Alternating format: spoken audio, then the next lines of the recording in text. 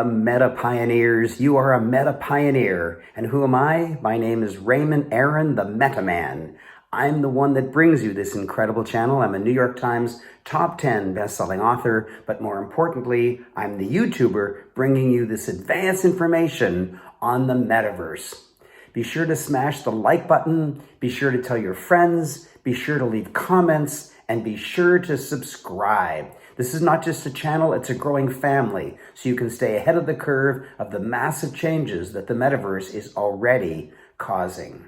You'll either be caught unawares and trampled by this huge wave, or you and our growing family will stride forward bravely into the future together.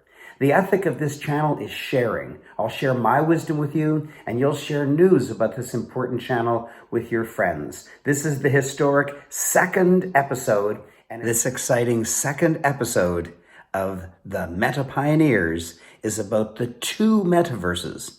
There isn't just one metaverse, as Mark Zuckerberg leads you to believe. There are two metaverses, one of which you'll really enjoy, and the other of which you'll also really enjoy. However, in one of them, people and companies are going to be making a lot of money on you. And that's the one you don't want to join. Let's learn about it. Because the ethos of crypto is that everything is decentralized.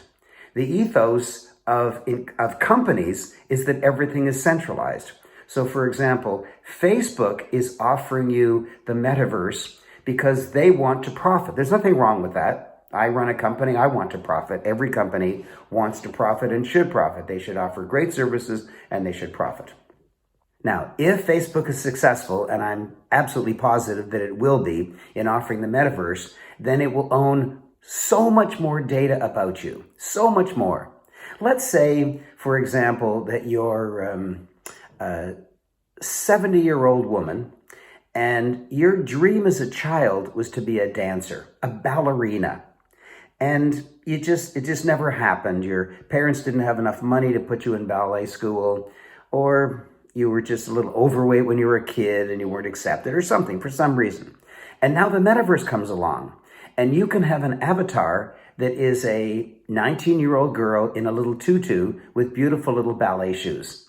And you can present yourself as that, and you can meet other people who are interested in ballet, and you can actually sign up for lessons in the metaverse. I know that sounds weird. In the metaverse, so that your little avatar, your digital representation of yourself in the form called a 19-year-old girl who's a ballerina, she can actually meet friends and learn and actually buy tutus and buy ballet shoes, and she can join courses and pay for it with Bitcoin or whatever currency they're requiring. Now, when Facebook gets this extra information about you, because as a 70-year-old woman, you probably talk about the things that you're currently interested in.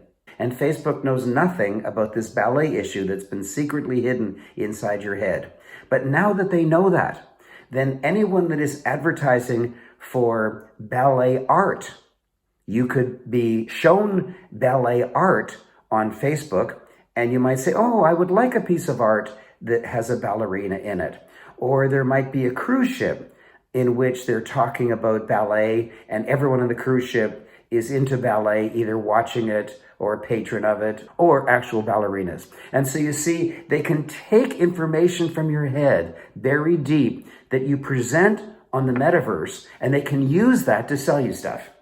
And that's called centralized, where Facebook gathers that data from you and owns it and uses it to sell you stuff. And I do that too.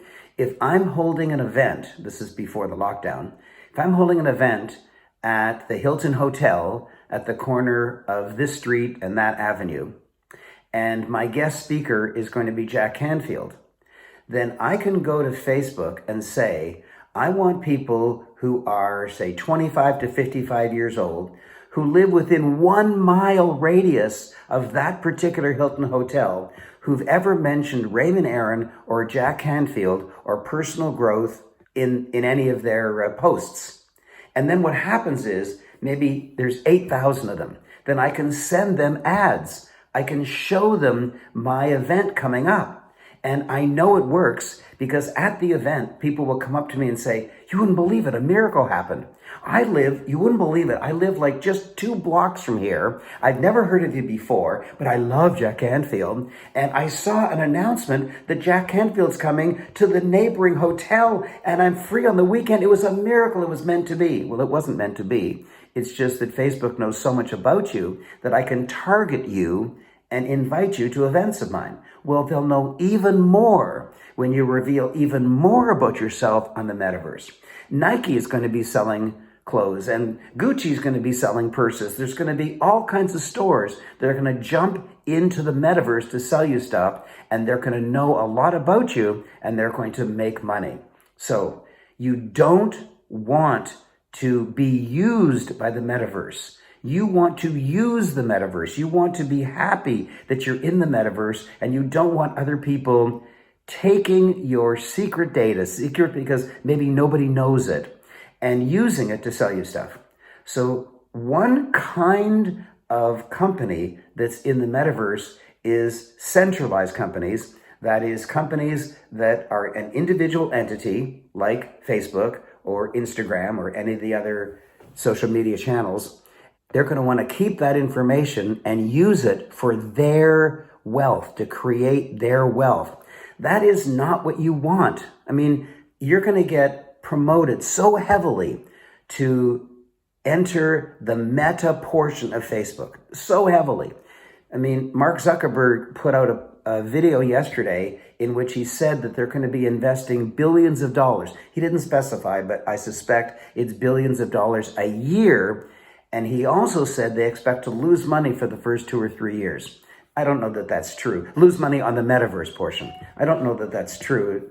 I think he's trying to make himself look like a humble citizen trying to do good in the world. But when he pumps all that money into developing such exciting products, then you're going to be lured to go, and your friends who've joined the metaverse are going to lure you to join them, saying, hey, I'm in the metaverse and I'm a 70-year-old truck driver. Why don't you join me? Let's have some fun. Let's go for a meeting. Let's go skiing in Aspen inside the metaverse. So your friends will be encouraging you, and it's not a good thing. It's absolutely not a good thing. You don't want to have all your data sucked out of you and then used against you. Now you might say, but Raymond, Facebook is already doing that. They are. But when Facebook started, they didn't have a business model. They didn't know exactly what they were doing.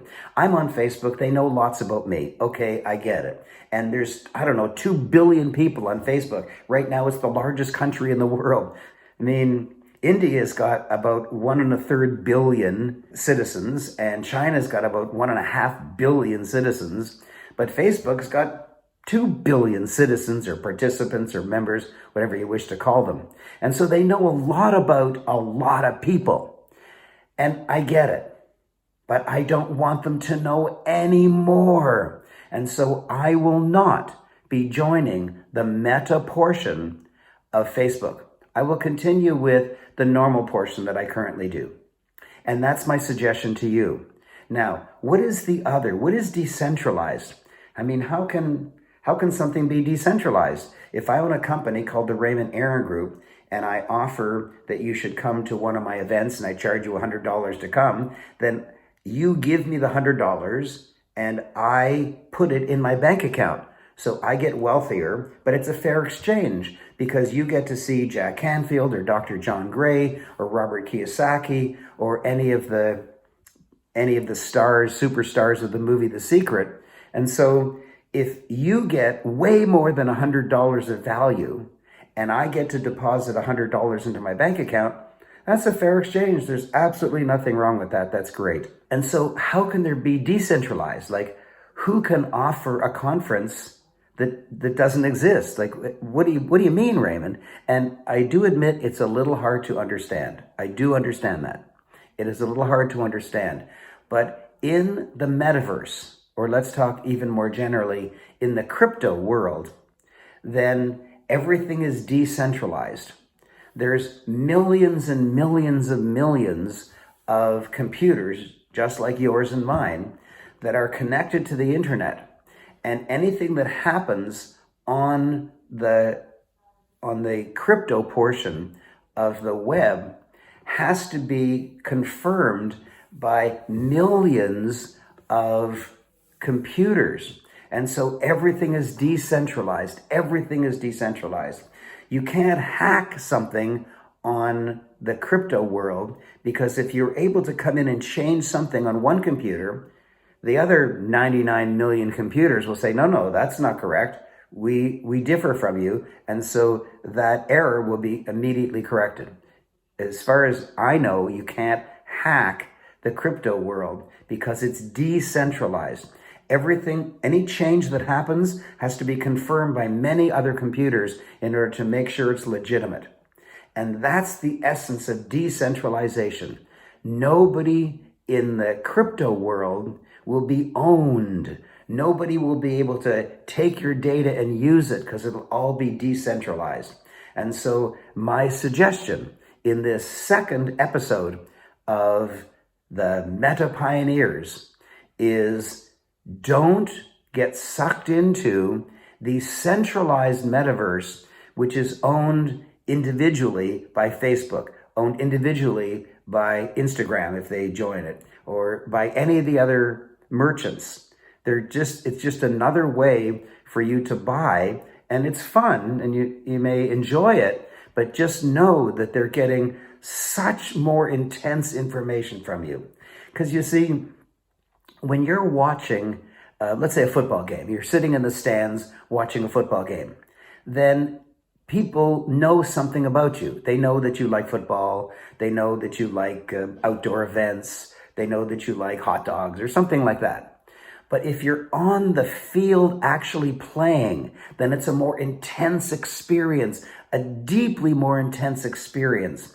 So if you go from the stands, where you don't have to be that engaged, you can chat with your girlfriend or boyfriend, you can go out to the washroom, you can go and buy a hot dog, you can take a phone call, you don't have to be that engaged. But when you're on the field and there's a play actually in progress, then man, do they know a lot more about you. So the intensity of information that is going to be pulled out of you and then resold at huge profits is the reason that Facebook is jumping into the metaverse.